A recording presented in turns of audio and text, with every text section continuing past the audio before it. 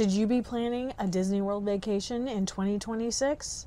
The answer is yes, and I'm going to tell you why.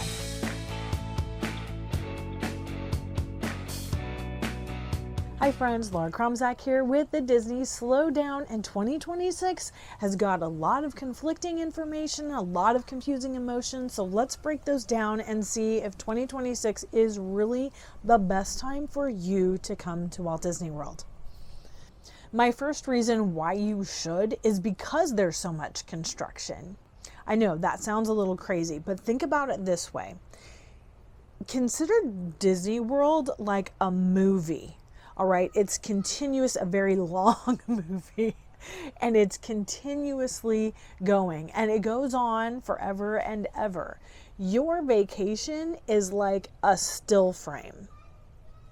So there's a lot of things that happen before your vacation that you'll never see because they're gone. And there's a lot of things that are going to happen after your vacation. So if you just consider what's available now and what's going to be closed during your vacation, is that really a deal breaker? Most people who are making a trip for the first time to Disney, it's usually because they grew up watching Disney films, their kids are watching all the Disney films and cartoons.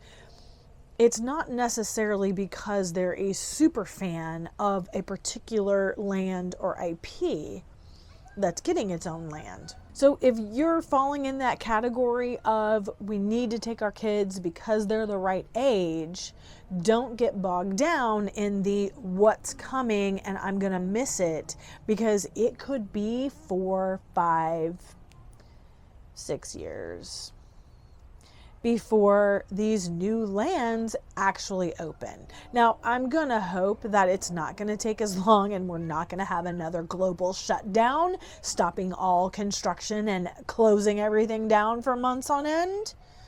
Lord, please no. Disney's got a lot of projects in the work and there's no real opening time frame for any of it. So I would say plan your vacation for the best time for your family and go and make the most of it. I've said this 100 times and I will continue to say it. There are so many layers to Disney, you're not going to be able to do everything anyway. Choose your top 3 priorities in each park, and if you get to do more, that's a bonus. But if you have 10 items that you want to accomplish in each park every day, you're going to wear yourself out. And you might be leaving this very expensive vacation full of disappointment because you didn't get to do everything that you wanted to. So keep your expectations low and just enjoy it, because there's plenty of magic to be had just walking around. You don't actually have to do anything. And I know that seems crazy, and you're looking at this like, I'm going to spend thousands of dollars for my family to go on a Disney vacation, and you don't want me to ride any of the rides? That seems weird. Okay, this thing is sticky, and we haven't cleaned out our gazebo. And I was going to just yank it out, but I see it's got thorns. Oh my gosh. I'm going to see if I can rearrange this before I die. Good news, nobody died in the making of this video. In case you are new to my channel or you haven't watched my video, first of all, welcome. Thank you for joining me on these Disney Tips and Tricks channel, especially for newbies, and especially if you have kids that are special needs or families that just cannot hang rope drop to fireworks. Like, we have to slow down with our family, and so I'm helping you do that and giving you permission to not buy all the things and do all the experiences and jam pack your vacation, because it's not enjoyable. And I want you to enjoy your vacation instead of coming home even more tired. We are a family of 5, so we don't fit the traditional family of 4 accommodations and tickets and all that jazz. So I actually did a video of, can a family of 5 go to Disney World for under $5,000? I believe the prices are still pretty relevant, even though I did this last year. I will link that here for you. I'll also put it in the description box below. So feel free to watch that and kind of go through my math and the steps that I take so you can figure out for yourself if this is really feasible. Yeah, you're not staying on property, but you're getting into the Disney bubble. And sometimes that's all you need. My family can't do 4, 5, 6 days in a row. Like we did 3 days and I thought we were going to kill each other. Seriously. So you got to do what your family can handle, and don't get sucked into all of the information that's out there about everything there is to do and all the experiences there are in Disney World, because Disney will take as much money as you want to give them. You don't have to go into debt or spend tens of thousands of dollars to get the ultimate experience. You can have a wonderful vacation and spend the bare minimum. I promise. Just stick with me. I got you. Now, why do I think construction around Disney World is a good idea? I think there are a lot of people who are delaying their 2026 vacation because of all the construction. But unless you are just a diehard Cars fan or Indiana Jones, Encanto, Villains fan, and like that's the only reason why you're going, then yes, you should delay it until those open, which again, it could be several years from now. Okay, it's not guaranteed to even happen in 2026. And frankly, by the time they launch a new project, they're going to have something else underway. Again, it's a movie, and your vacation is really just a still frame. Think of it that way.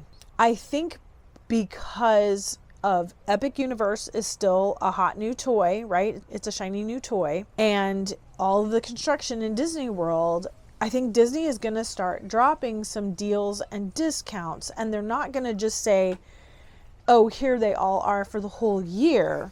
But if you're planning your vacation in 2026 and you just you keep your thumb on the pulse of what Disney's dropping, then you can grab one of those deals potentially if they happen to fall during your trip. This is where I recommend using a travel agent. Now, you can only use a travel agent if you are booking hotel rooms to stay on property, but my girl Daria can help you out. Her information is in the box below.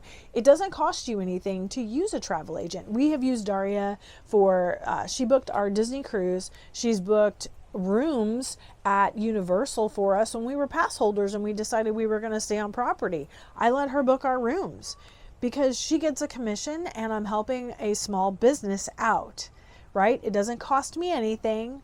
And it's something that she can earn a little money on. So I'm happy to do that for her. She also booked a couple of Royal Caribbean cruises for us. I sent friends and cousins, to her to book their trips. I highly recommend, if you're thinking about staying on property, get with a travel agent. If you don't have one, use my girl Daria. She's in the description box below. Let her watch those deals and sales coming on, because I can tell you the travel agents have their thumb on the pulse. Funny story, my husband just booked us a cruise on Royal Caribbean and he did not use Daria, which I would have, just saying. And then some friends of his said that there was some Black Friday sales. We booked early November, maybe end of October. I don't remember when he booked it exactly. And they said, oh, there was BOGO Black Friday sales, so they got 2 interior adjoining rooms with balconies, because those new ships in Royal Caribbean, they've like scooped out the middle and made all those interior rooms balconies, but they're over like the boardwalk or they're over Central Park. They paid for 1 interior room with a balcony and they got the adjoining room for free. And he's like, dude, we could have done that. I'm like, if you would have used Daria, but that's okay. I'm just saying, we're getting a great room. I'm not sad. My kids get to go with us. I'm very excited for it. Just use a travel agent, okay? Seriously. If you found this video helpful, would you please like it, subscribe to my channel, hit that notification bell so you know when I put up a new video, and send this video to a friend who's considering a Disney trip in the near future. I would greatly appreciate the help getting my channel recognized. And if you would like some help kind of breaking down what's important to you at Disney World, I do have a Google Spreadsheet down below.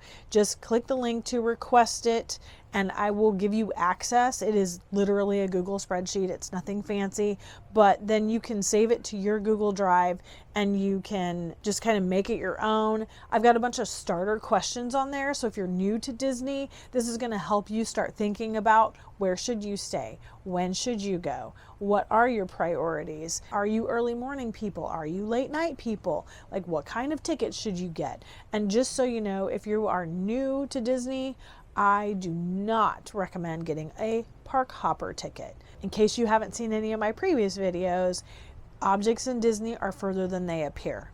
So getting from one park to another park could take you an hour to an hour and a half.